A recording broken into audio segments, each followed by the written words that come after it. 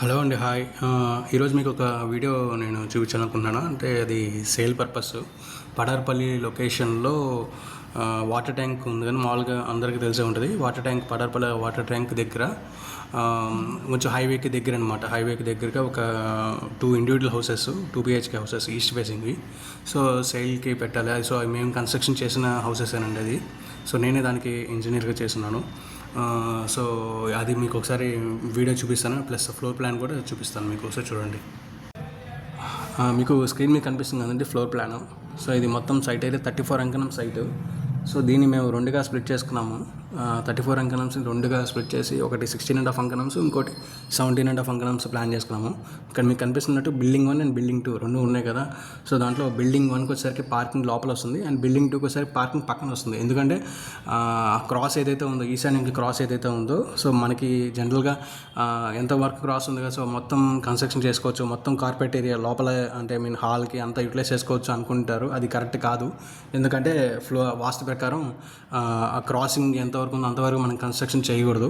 ఎంతవరకు ఉందో ఆ సైట్ ఏరియా అంతవరకే మనం తీసుకొని రిమైనింగ్ ఆ క్రాస్ బిట్ ఏదైతే ఉందో మనం దాన్ని పార్కింగ్కి సపరేట్గా పెట్టేసి, దాని కాంపౌండ్ సపరేట్ చేసి దాని పార్కింగ్ సపరేట్గా పెట్టుకున్నాము.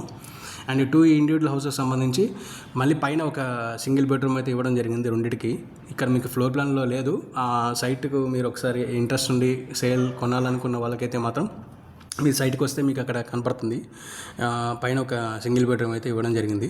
అండ్ ఈ వీడియోకి సంబంధించి ఈ వర్క్ ఎలా జరిగింది, వర్క్ స్టార్టింగ్ నుంచి ఎలా చేసామనేది ఒక చిన్న వీడియో అయితే చేసాము. ఎందుకంటే కొనే వాళ్ళకి డౌట్స్ ఉంటాయి. సో ఎలా కన్స్ట్రక్షన్ చేశారు, ఈ బిల్డర్ కన్స్ట్రక్షన్ చేసింది కదా, సో దీంట్లో ఏదైనా ఉంటుందా, ప్రతిదీ జాగ్రత్తలు తీసుకొని చేశారో లేదో, మెటీరియల్ బాగా యూస్ చేశారా, క్యూరింగ్ బాగా జరిగింది అనేది చిన్న ప్రతి కొనే వాళ్ళకి ఈ డౌట్స్ అనేది ఉండొచ్చు.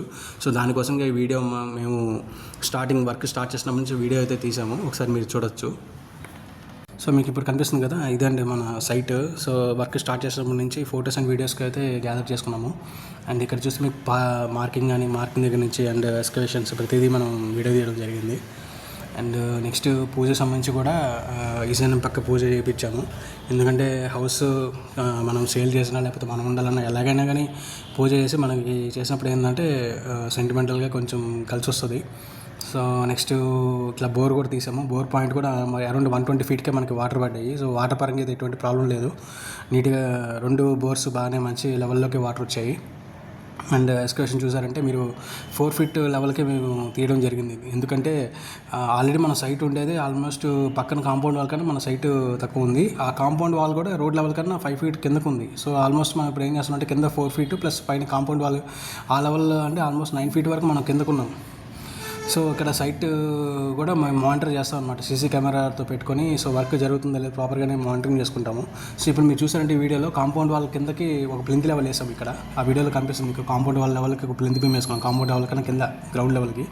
అండ్ మళ్ళీ పక్కన ఉన్న కాంపౌండ్ లెవెల్ పైకి వరకు వరకు వేసి మళ్ళీ సెకండ్ లెవెల్ ప్లింత్ బీమ్స్, అంటే మొత్తం 2 ప్లింత్ బీమ్స్ బెల్ట్లు వేసాం అనమాట. కింద ఒక ప్లింత్ బీమ్ వేసాం, మళ్ళీ పైకి వచ్చిన తర్వాత పక్కన కాంపౌండ్ వాల్ కనిపిస్తుంది కదా మీకు ఇందాక. సో ఆ లెవెల్ వరకు కూడా మేము మళ్ళీ మేము రెండోసారి ప్లింత్ బీమ్ వేసుకున్నాం.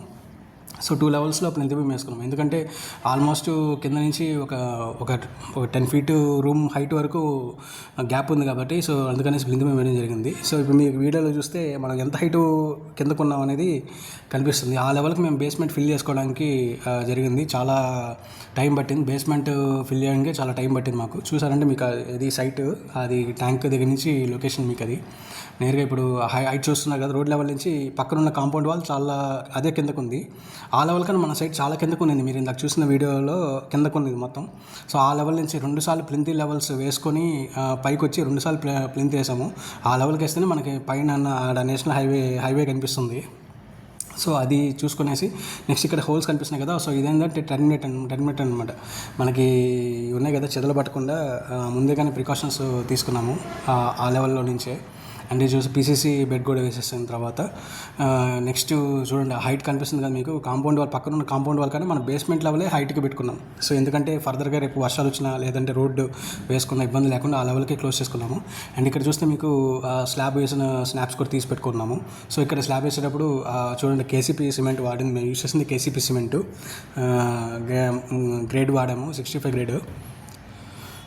చూడండి స్టీల్ కూడా ఎక్కడ మనం కాంప్రమైజ్ అవ్వలేదు. స్టీల్ కూడా బీమ్స్లో కానీ స్లాబ్స్లో కానీ వాడాము. స్టీల్ 16mm బార్ వాడాము, 12-16 వాడాము కాంబినేషన్స్. అండ్ ఇటువంటి క్యూరింగ్ కూడా ప్రాపర్గా జరిగింది. స్లాబ్లో లీకేజ్ అండ్ సీపేజ్ ప్రాబ్లమ్స్ లేకుండా డాక్టర్ ఫిక్స్డ్ లిక్విడ్ యూస్ చేసామండి 450 ml ఒక సిమెంట్ బ్యాగ్కి. సో నెక్స్ట్ ఇక్కడ చూసే క్యూరింగ్ కూడా కంప్లీట్ చేసాం. 28 days క్యూరింగ్ కంపల్సరీగా పెట్టాము. అంత ఇప్పుడు మీరు చూసిన విజువల్ వచ్చేసరికి ఆల్మోస్ట్ వర్క్ కంప్లీట్ అయిపోయింది. 3 weeks బ్యాక్ తీసుకున్నామండి. ప్లాస్టింగ్స్ అయిపోయి టైల్స్ అన్నీ కంప్లీట్ చేసాము. ఇది వచ్చేసరికి రోడ్డు ఫార్మేషన్ చేసుకున్న మెయిన్ రోడ్ 60 feet రోడ్డు ఉంటే 60 feet రోడ్డుకి మా రోడ్డు మెర్జ్ చేసుకునేసి వేసుకునేది. ఆ 60 feet ఏదైతే మనకి యాక్సిస్ మెయిన్ రోడ్ ఉందో అది 80 feet రోడ్ అయ్యే ప్రపోజల్ అయితే ఉంది ప్రజెంట్ మేమున్న సైట్లో. చుట్టూ మొత్తం బాగా డెవలప్ అయిపోయిందండి. అది ఏంటంటే ఆ బ్యాక్ సైడ్ ఆ ట్యాంక్ మీకు ఇందాక చూపించాను కదా, ఆ ట్యాంక్ పక్కన ఒక పార్క్ అయితే ఉంది, నోడా పార్క్ కన్స్ట్రక్షన్ కూడా అయిపోయింది అది.